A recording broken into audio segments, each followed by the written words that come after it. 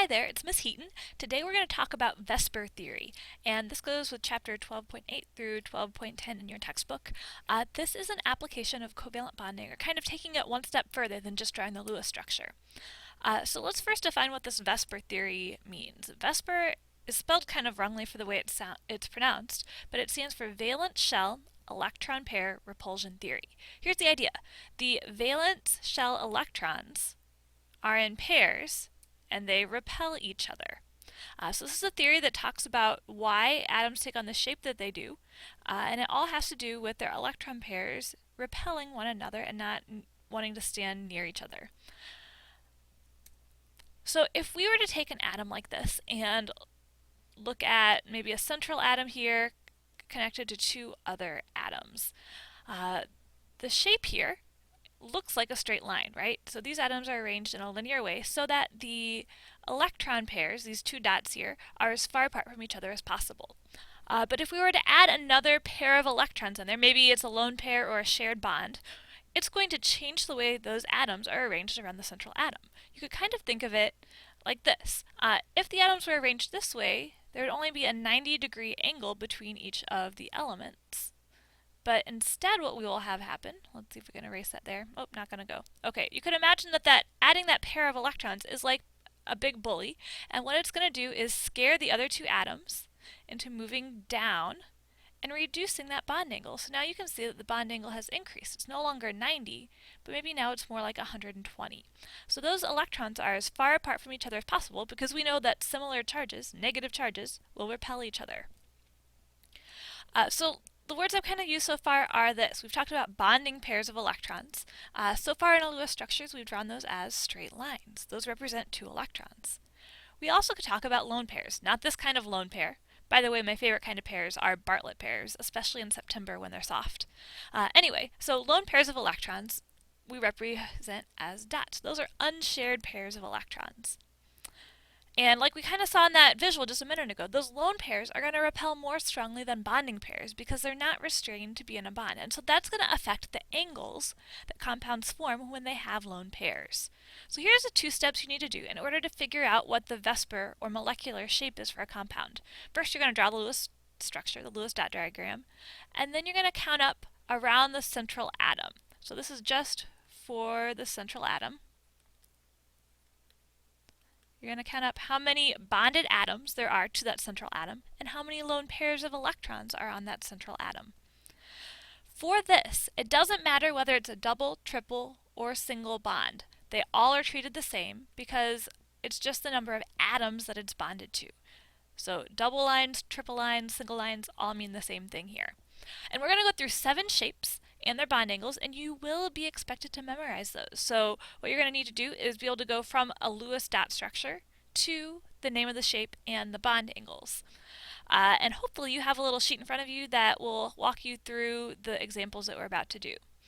So here's example number 1, carbon dioxide, CO2. The Lewis structure looks something like this, and so the first thing you want to look at is how many things that central atom is bonded to. So here's our central atom. It is the one in the center. It's carbon in this case. The carbon is bonded to 2 atoms, O and O. And it has no lone pairs on it. Remember, these are just lone pairs on the central atom. Even though these oxygens do have 2 lone pairs each, the central atom has no lone pairs. So that's a total of 2 things. So in 3D space, to arrange themselves as far away from each other as possible, the electrons, the white clouds here, would arrange themselves so that the atoms are in kind of a line. So we call the shape linear.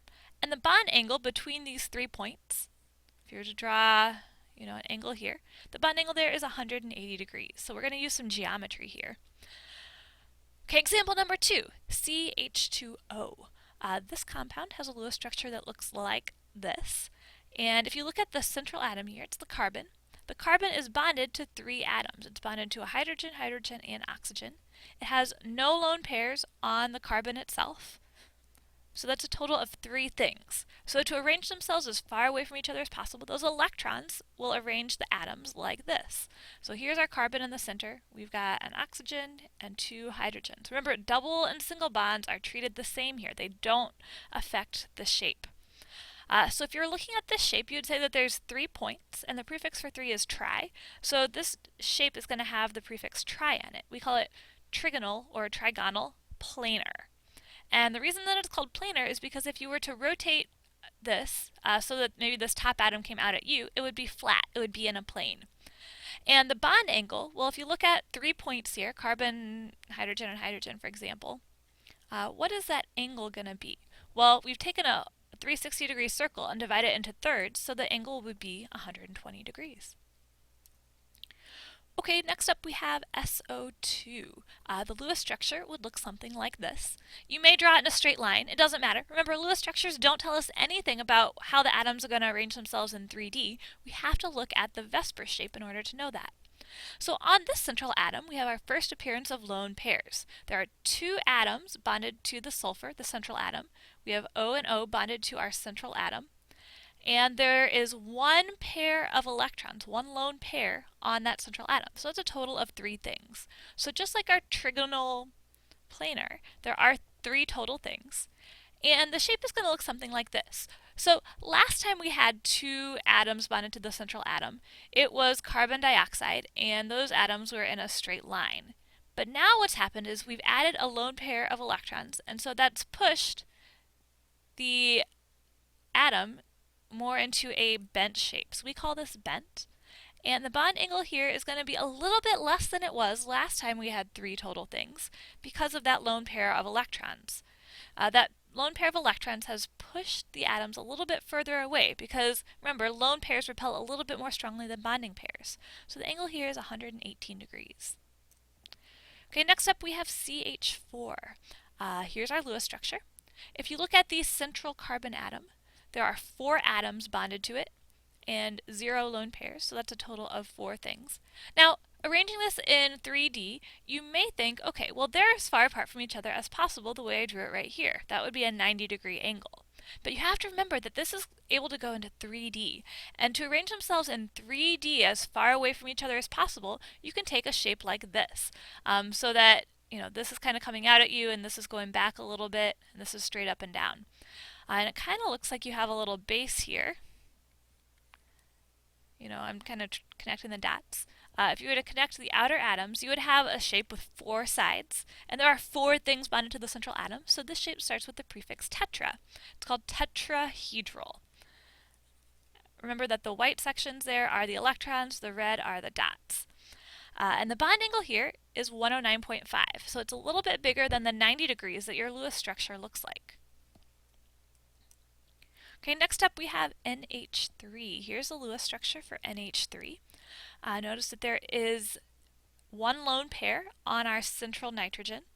It's got 2 dots, so that's 1 lone pair, and there's 3 atoms bonded to the nitrogen. So we'll call that 4 total things. Now the shape is going to be similar to the last one that we saw, the tetrahedral, because there's 4 total. But since one of those is a lone pair, we're going to see that the bond angle is a little bit less. So here's what this shape would look like. It looks just like tetrahedral, but without the part at the top, because that's where the lone pair is. Again, since there's 3 atoms bonded, it's going to start with the name tri, so it's trigonal or trigonal. And we call this pyramid, because if you kind of connect the outer atoms, it looks a little bit like a pyramid with 3 sides. And then the bond angle, like we said, is going to be a little bit less than 109.5 because up here at the top we have a lone pair of electrons pushing these other atoms down.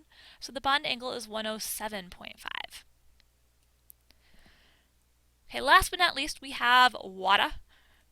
Water has a central atom of oxygen. That oxygen is bonded to 2 atoms and has 2 lone pairs of electrons.